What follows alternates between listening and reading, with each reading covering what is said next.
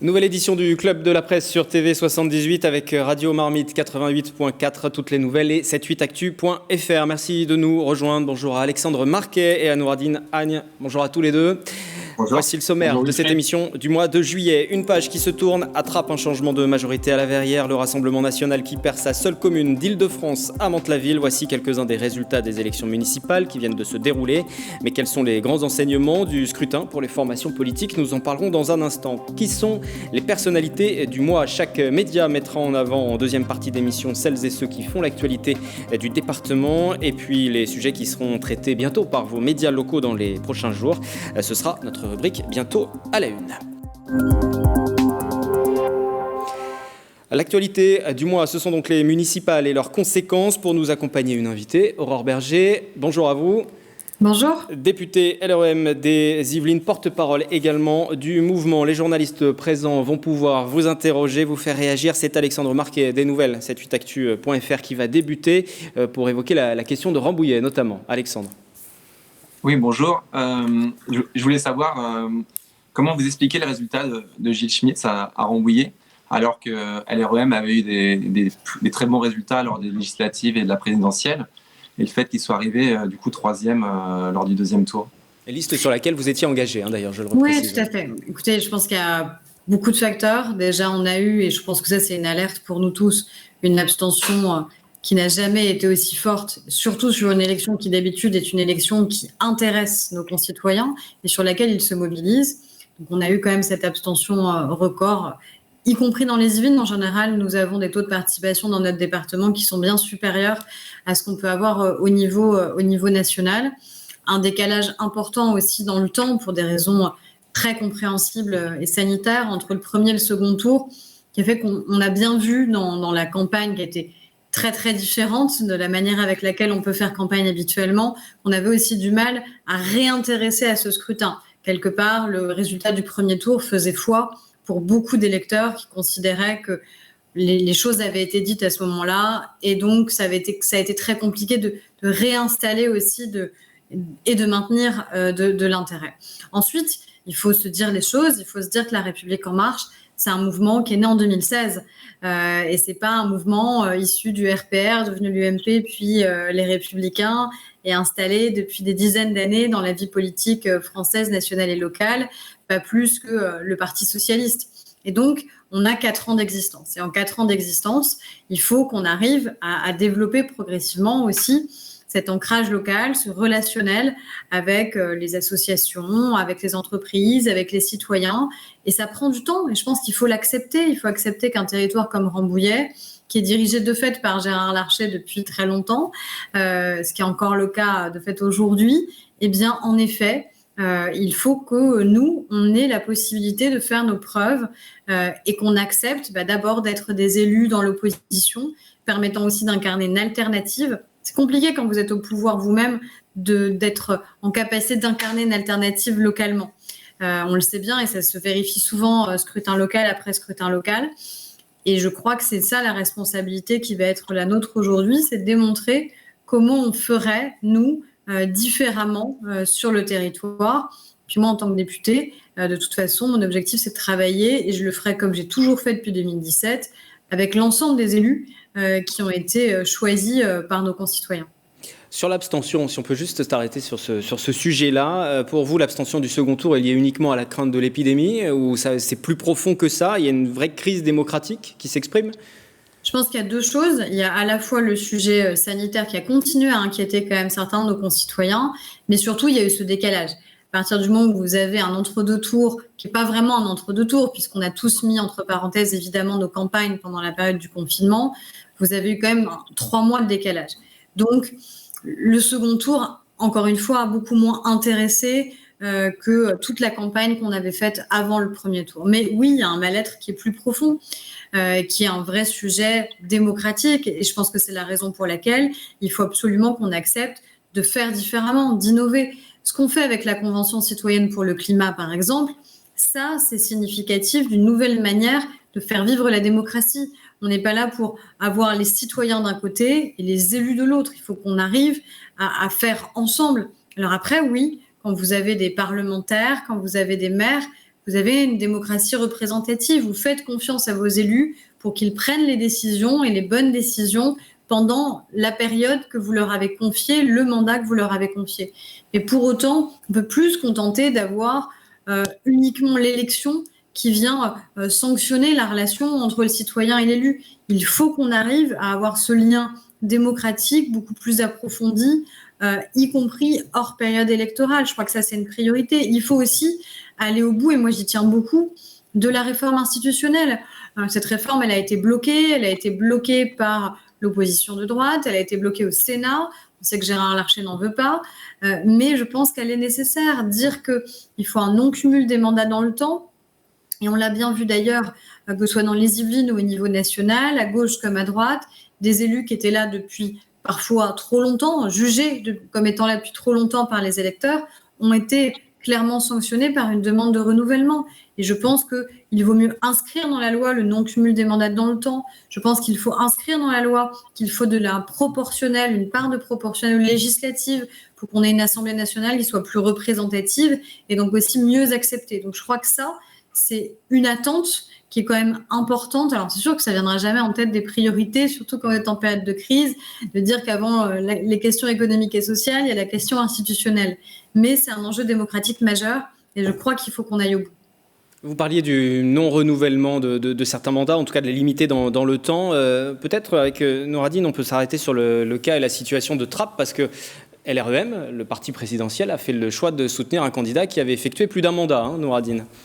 Oui, effectivement, ça allait être le 4e mandat de Guy Malandin, sans compter bien sûr tous ses mandats précédents. Il a été député, il a été notamment élu dans d'autres villes également.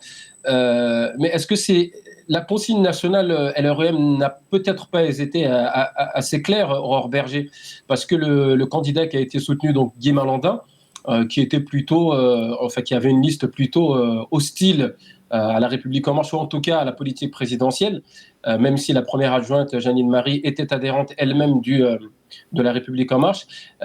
Et c'était un angle d'attaque d'ailleurs d'Ali Rabet, principaux concurrents, qui a marché, puisqu'on a remarqué que cette liste de Guy Malandin a eu du mal à se situer par rapport à ce soutien LREM, et qu'il était obligé à chaque fois de dire non, c'est pas vraiment un soutien, c'est plus une adhésion de la députée Nadia Hay. Voilà. Est-ce que ça n'a pas apporté de la confusion à ce débat ? Vous aviez à Trappes des candidats issus des trois des principales formations politiques qui se sont retrouvés au second tour. Vous aviez un candidat des Républicains, Othman Nasrou, vous aviez un candidat du Parti socialiste qui était Ali Rabet, et vous aviez un candidat qui était soutenu par la majorité présidentielle et qui était le maire sortant Guy Malandin. Donc je crois que politiquement, les choses étaient assez claires. Après, vous avez toujours un contexte politique où parfois telle ou telle étiquette peut être jugée ou considérée comme plus ou moins favorable, plus ou moins simple. Ça, je ne sais pas. Je n'ai pas fait la campagne à Trappes, donc je peux pas. Vous savez mieux que moi probablement ce qui s'est passé. Ce que je sais, c'est qu'on avait ces trois candidats en lice, trois candidats qui sont aussi connus maintenant et implantés sur Trappes. Ali Rabet a quand même été adjoint de Guy Malandin. Il a travaillé auprès de Benoît Hamon, dont il était le collaborateur. Donc, il était aussi très visible et ancré sur le territoire. Othman Nasrou, c'était la deuxième fois qu'il se présentait aux élections municipales à Trappes, et il est également élu conseiller régional. Donc, on avait quand même trois hommes, trois candidats, mais qui sont connus sur le territoire et qui représentaient aussi politiquement des idées qui peuvent être différentes. Vous savez, le scrutin, il peut paraître aussi souvent cruel. Nous aussi, quand on a gagné les élections législatives en 2017, on a battu des hommes et des femmes qui avaient été aussi extrêmement investis, engagés à l'Assemblée, engagés dans leur territoire. Et vous avez à un moment une demande très puissante de renouvellement. Et cette demande très puissante de renouvellement en 2017, elle s'est exercée au bénéfice de celles et ceux qui étaient engagés aux côtés du président de la République. Et moi, j'assume d'avoir été élue aussi, évidemment, grâce à cette dynamique-là.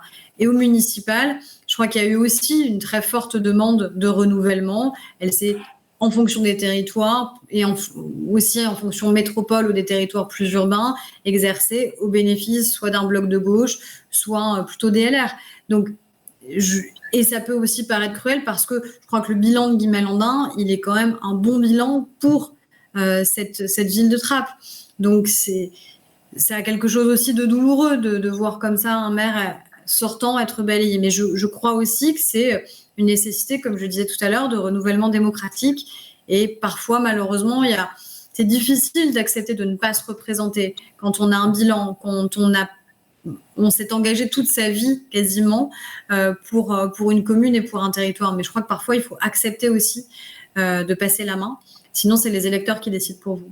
Oui, donc surtout à 83 ans. Oui, mais vous savez, et ça a été le cas dans d'autres communes, y compris dans des plus grandes communes. On a des hommes et des femmes, et quel que soit leur parti politique, qui pour certains d'entre eux se sont engagés toute leur vie durant.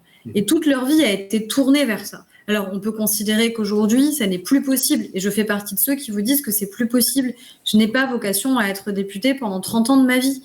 Je ne pense pas que ce soit une bonne chose de vouloir absolument durer. Mais je peux comprendre aussi que quand vous avez été à ce point engagé, vous avez du mal à accepter de ne pas aller au bout des projets que vous avez portés. Il y a aussi un engagement qui est un engagement sincère. Il y a de l'affection. C'est pas aussi simple. La politique, c'est aussi de l'humain. Il faut l'accepter. Donc oui, on peut se dire à froid, est-ce qu'à 80 ans, c'est bien raisonnable de se représenter à une élection? Puis on peut aussi se dire, on a en face de nous un homme et une équipe qui sont engagés pour une ville, qui l'ont en grande partie transformée, qui ont fait du bien à ce territoire et qui ont commencé à en changer aussi, je pense, la nature, la perception, l'image.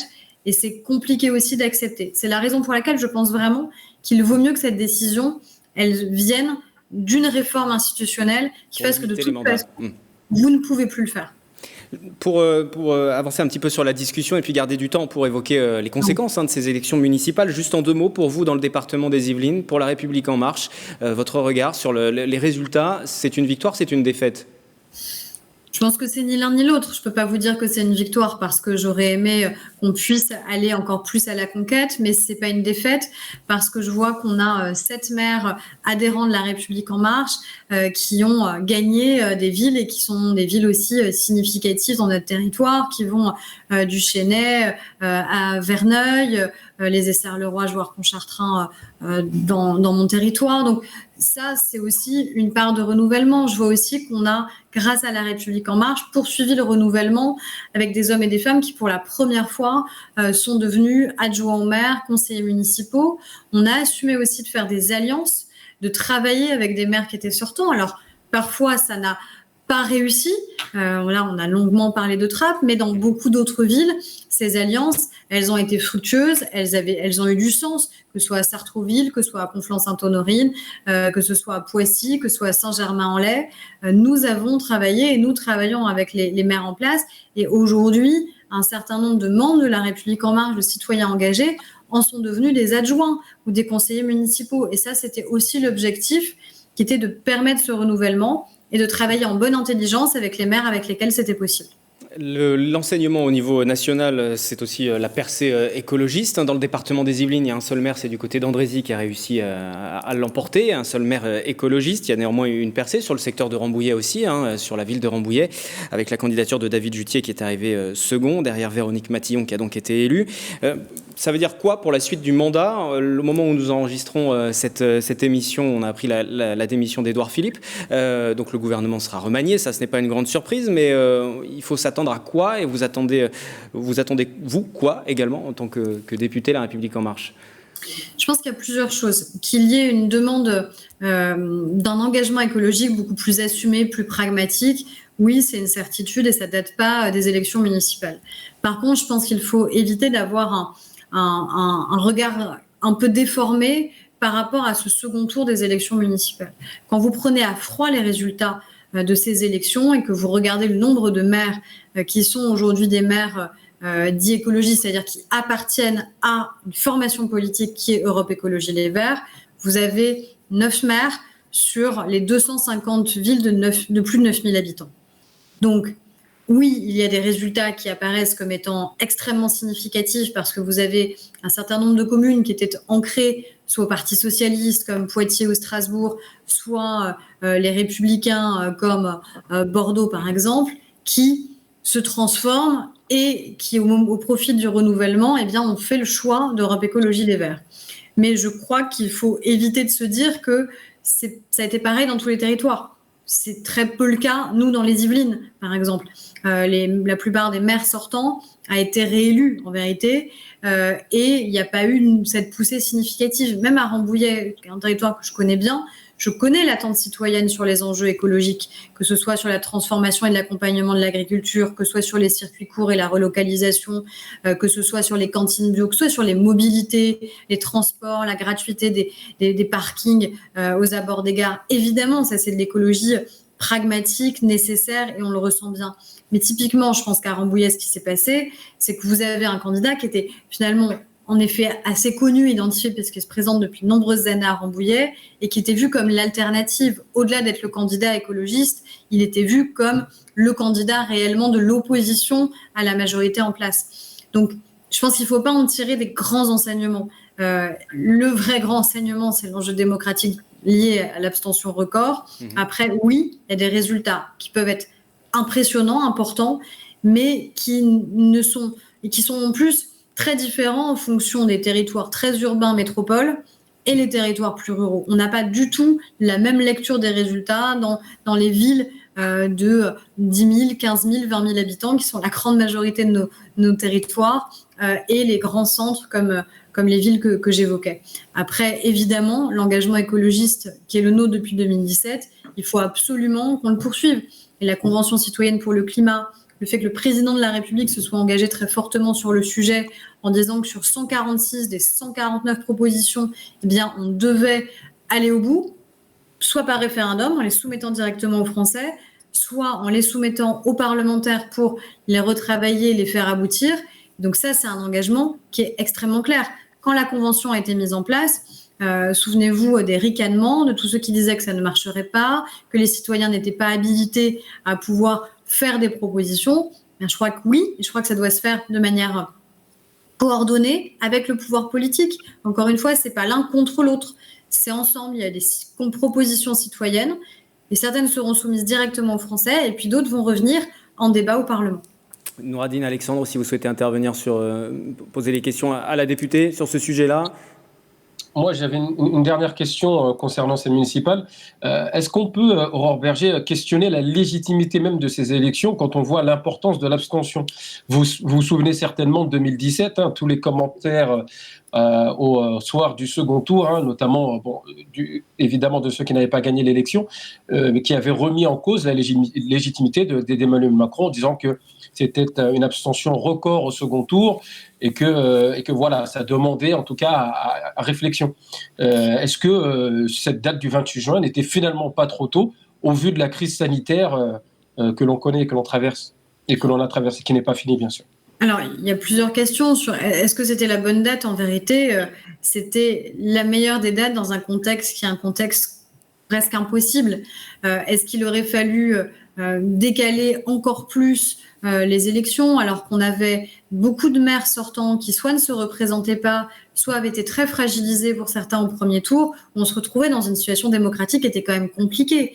Moi, quand j'avais dans mon territoire des maires qui n'avaient pas souhaité se représenter, mais qui restaient en poste avec leurs équipes, il y avait quand même une difficulté majeure. Comment faire pour continuer à faire tourner comme il se doit nos municipalités dans ces cas-là? Donc je crois qu'on ne pouvait pas décaler encore plus, au risque sinon, encore une fois, d'avoir aussi là un problème démocratique, y compris, imaginez, quand vous avez au premier tour un maire qui était dans une posture très difficile, qui continuait quand même à exercer ses responsabilités, avec une nouvelle équipe qui aurait aimé s'installer mais qui ne le pouvait pas. Enfin, on avait des situations qui étaient très compliquées d'un point de vue, je trouve, de démocratique et de légitimité justement démocratique. Et puis, il y avait besoin aussi progressivement que la vie puisse reprendre et de préparer la rentrée scolaire, non pas juste là de déconfinement, mais de septembre. Donc, il y avait aussi l'urgence d'installer les nouveaux conseils municipaux.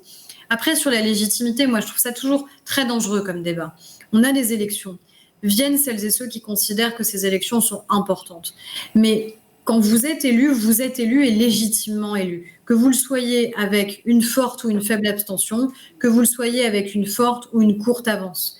Parce que si vous commencez à délégitimer tel ou tel parlementaire, tel maire, parce qu'il aurait été élu avec une abstention record ou parce qu'il aurait été élu de quelques voix, alors je crois que là, c'est un vrai problème démocratique que vous posez.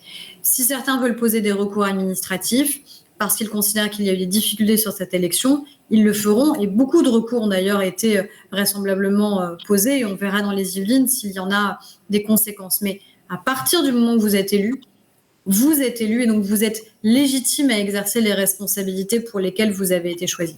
D'ailleurs, allez-y, rapidement, Nouradine, je sais que la députée a des obligations derrière, donc on va vous libérer après. Oui, est-ce que vous avez reçu un petit coup de téléphone? C'est la question que j'allais poser. Certain Emmanuel Macron, voilà. Est-ce que votre téléphone a sonné en cette période de remaniement? Écoutez, je suis en train d'être avec vous, donc de fait, je ne peux pas consulter mon téléphone. Bien répondu, mais vous nous le direz alors. Ou on l'apprendra peut-être par la presse. Dans les prochains jours, voilà. Merci Aurore Berger d'avoir été avec nous pour Merci ce début de Club de la Presse du mois de juillet. Merci à vous. Merci. Le Club de la Presse qui se poursuit avec notre rubrique personnalité du mois. Nouradine, nous débutons avec vous. Qui avez-vous souhaité mettre à l'honneur ce mois-ci? C'est un artiste de trap qui s'appelle MAS Malik, donc, qui a une histoire touchante, parce que ce rappeur a une maladie des yeux dont j'ai oublié le nom, évidemment, ça vous en doutez, Wilfried, et qui progressivement le rend aveugle. Alors, voilà, il arrive encore à distinguer quelques petites formes, mais voilà, c'est une maladie qui est vraiment dégénérative. Et il a sorti ce mois-ci, là, il y a quelques jours, un titre qui s'appelle Aveuglé.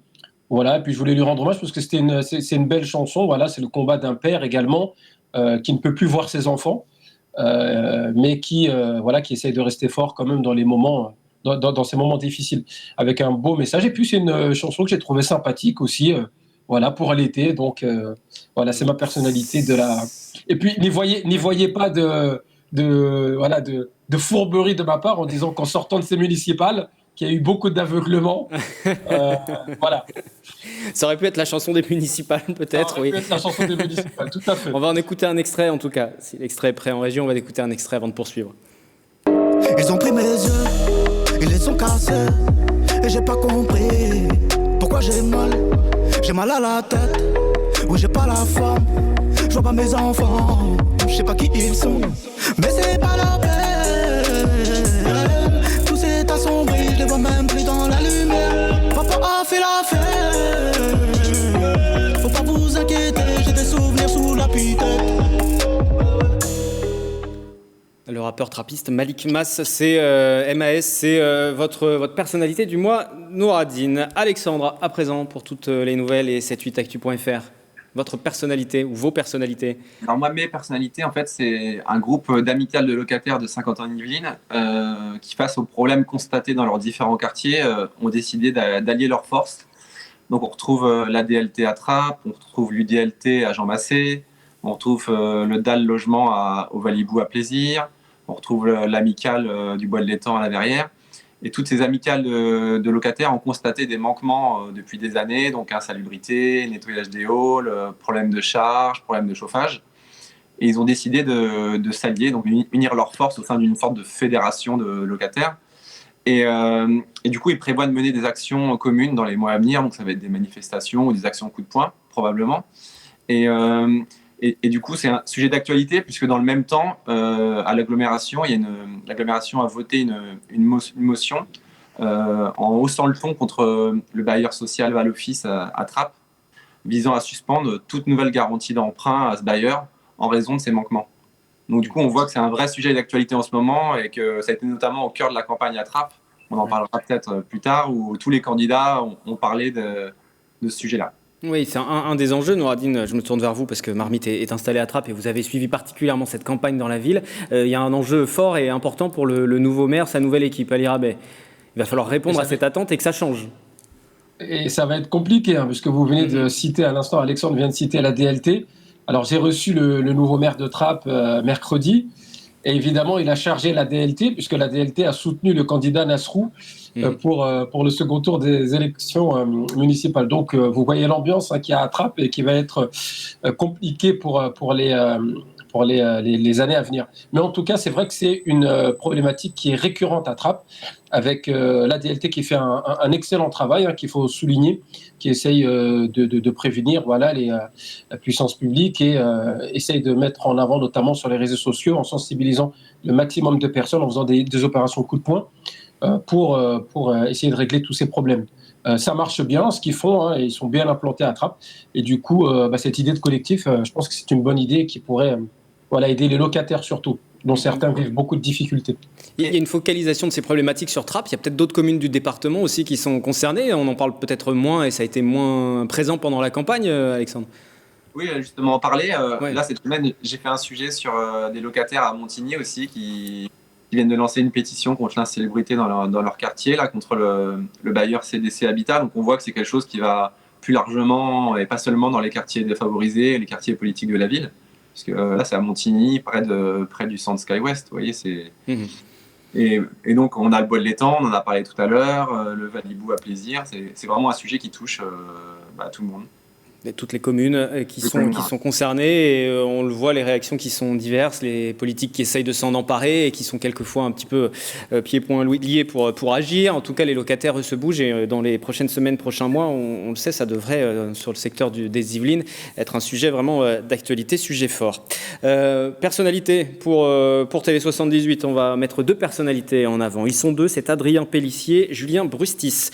Ils sont des fondateurs du domaine viticole La Bouche du Roi. Voilà, pas de malice non plus, je n'incite pas à la consommation d'alcool, mais en tout cas c'est pour souligner cette initiative. C'est du côté de Davron, le nom officiel a été dévoilé voici quelques jours, donc la Bouche du Roi. Les pieds de vigne ont été plantés il y a quelques temps, les 30 000 premières bouteilles devraient bientôt sortir. La plantation date précisément de 2017, c'est le seul domaine viticole professionnel d'Île-de-France et il a vu le jour grâce à l'aide du conseil départemental qui a fait l'acquisition des terres. Et il y a même pour l'été un parcours œnotouristique qui est proposé depuis le 26 juin. Parcours avec visite du village, découverte des terres du vignoble et également dégustation au sein du bosquet. Est-ce que ça vous tente ? Moi, je bois pas d'alcool, donc parfois j'aimerais bien visiter. Pour visiter, pourquoi pas ? Oui, Alexandre ? C'est très intéressant. J'ai eu l'occasion de parler avec des vignerons, c'est très intéressant. Moi, j'en bois avec modération. Non, ce n'était pas ma question, savoir si vous étiez intéressé pour aller découvrir le site. C'était déjà ça. Et site qui est situé à Davron, donc je vous le disais, un seul domaine viticole professionnel d'Île-de-France. Bravo à eux pour cette installation et ce pari. Je vais donner quand même pour les téléspectateurs, auditeurs qui nous suivent, pour les amateurs. Il y a 4 cépages français qui ont été choisis. Pinot Noir, Merlot pour les rouges, Chardonnay et Chenin pour les blancs. Voilà, comme ça. Vous êtes un spécialiste, là, Wilfried. Pas spécialiste, mais amateur en tout cas. Allez, le club de la presse qui va se refermer, le temps d'évoquer les sujets à la une demain. Alexandre Marquet, bientôt à découvrir dans les colonnes de toutes les nouvelles et sur 78actu.fr. On part pour Montigny-le-Bretonneux avec la fondation Anne de Gaulle. Oui, donc la fondation Anne de Gaulle, c'est une fondation spécialisée dans le handicap mental qui a été créée par le général de Gaulle au sortir de la Seconde Guerre mondiale, donc en 1945. Et donc il lui a donné le nom de sa fille qui est morte, qui était décédée, qui était trisomique, qui est morte à l'âge de 20 ans. Et elle était déjà très bien implantée dans les Yvelines, à Versailles et à Milon-la-Chapelle. Et aujourd'hui, elle va créer un nouvel établissement, un nouveau foyer à Montigny-le-Bretonneux fin 2022. Donc ça va être un établissement, il y aura 100 places d'hébergement. Et il y aura surtout aussi la grosse originalité, c'est qu'il y aura une sorte de laboratoire de recherche où des chercheurs de la faculté de médecine de Saint-Quentin-en-Yvelines, des startups, des ingénieurs vont travailler avec des handicapés mentaux et leurs familles autour de différentes thématiques, de différents champs d'exploration, comme les troubles liés au stress, l'interaction sociale. Et ça, c'est un projet complètement inédit en France, c'est une première, que des chercheurs travaillent avec des handicapés mentaux sur le sujet. Et ce sera en 2022 oui, 2022, ça sera. Le terrain est situé donc avenue du Parc à Montigny-le-Bretonneux, c'est au village. C'est sur une ancienne emprise de l'autoroute A12 qui était là donc jusque-là réservée par l'État pour la et qui finalement donc du coup n'a pas servi et va être cédée donc à l'agglomération puis cédée à la fondation. J'en profite pour vous montrer les unes des nouvelles du 1er juillet, donc actuellement en kiosque pour l'édition de Versailles, la piscine Montboron qui s'affiche, ouverture actée après la crise sanitaire. On note aussi que votre hebdomadaire revient sur l'incendie qui a réduit en cendres une institution à plaisir, le restaurant gastronomique La Maison des Bois, situé juste à côté du golf, pour ceux qui s'y repèrent un petit peu. Les dirigeants qui, donc après la crise du Covid, maintenant subissent cette nouvelle crise-là, coup dur supplémentaire pour eux. Et puis à la une pour l'édition de Rambouillet, la maire de Rambouillet, Véronique Matillon, avec aussi les visages des nouveaux élus du sud des Yvelines. Du côté de TV78, encore en dehors des grands sujets d'actualité, sachez que dès le 20 juillet, vous pourrez aussi découvrir quotidiennement nos programmes de l'été, idées de sorties, de découvertes, de pratiques sportives. Chaque jour, nos journalistes vous emmèneront à Elancourt pour les activités de la commanderie, entre ciné plein air et animation pour les plus jeunes, ou encore à Andrézy pour découvrir l'édition 2020 de Sculpture en Lille, ou encore à Trappes également à l'île de loisirs. À noter également le 9 juillet sur notre antenne, magazine complet spécial 7-8 loisirs de l'été, qui sera aussi en replay sur notre site internet. Et j'en viens à Marmite 88.4, Nouradine, vous aussi, focus dans les prochains jours sur l'actualité de l'été, et notamment, on y revient encore, à Trappes. Oui, effectivement, parce que vous savez, Wilfried, habituellement, pendant l'été, à Trappes, c'est les Trappes-plages. D'ailleurs, il n'y a pas qu'à Trappes, il y a un peu partout à Saint-Quentin, Yvelines et autour, voilà, Montigny. Et avec le Covid, la crise du Corona, ce Trappes-plage n'aura pas lieu. Du coup, il y a toute une organisation qui s'est mise en place avec les villages d'été. Et dans ces villages d'été, alors il y a plusieurs dispositifs, les villages d'été, la cité éducative, il y a plein de choses qui ont été mises en place pour essayer de permettre, notamment aux enfants de Trappes qui ne vont pas partir en vacances, d'être occupés pendant cet été. Du coup, on va essayer de mettre en avant toutes les initiatives qui vont être mises en place cette semaine-là. Et puis, si je peux me permettre, Wilfried, en quelques secondes, on recevra aussi l'équipe de Jolie Prod. Voilà, ils sont du coin. Ils ont tourné un petit court-métrage d'une 20aine de minutes qui s'appelle Confinement intime, super sympa sur le confinement, très original. Donc voilà, je vous invite également à aller voir Jolie Prod. Vous tapez Jolie Prod et puis vous tomberez sur un confinement intime. C'est très sympa, très original et ça parle du confinement. Alexandre, votre programme aussi sur l'été, en termes de couverture éditoriale, j'entends, et non pas vos vacances. Oui, ça va être beaucoup les activités de l'été, avec notamment une problématique. Il va y avoir sûrement peut-être plus d'animation cet été, notamment à Trappes, où beaucoup de familles ne partiront pas en vacances cette année. Notamment le nouveau maire de Trappes l'a annoncé lors de sa victoire, la création de stages intensifs pour les élèves. En vue de rattraper il suivra les recommandations du président Macron de LREM avec ses vacances apprenantes. C'était le mot d'ordre. Finalement, il réussit toujours à trouver un terrain d'entente, quelle que soit la formation. Voilà, en tout cas, pour conclure ce club de la presse dernier avant les vacances. Merci aux médias qui ont participé cette saison. Marmite, avec Nouradine Agne, les nouvelles, 78actu.fr, Alexandre Marquet. Merci aussi à la Gazette, à LFM, notre confrère aussi qui est intervenu ponctuellement. Bernard Delattre, ancien journaliste des Yvelines, aujourd'hui écrivain. Merci à vous, bel été à toutes et à tous. On se retrouve en septembre pour le Club de la Presse sur TV78 et on se quitte en musique avec un extrait donc de votre coup de cœur, votre personnalité, votre son de l'été, Nouradine, Malik Mas. Merci, à bientôt. Wilfried. Elle est où la mer? Vous la voyez bleue? Pour moi tout est clair.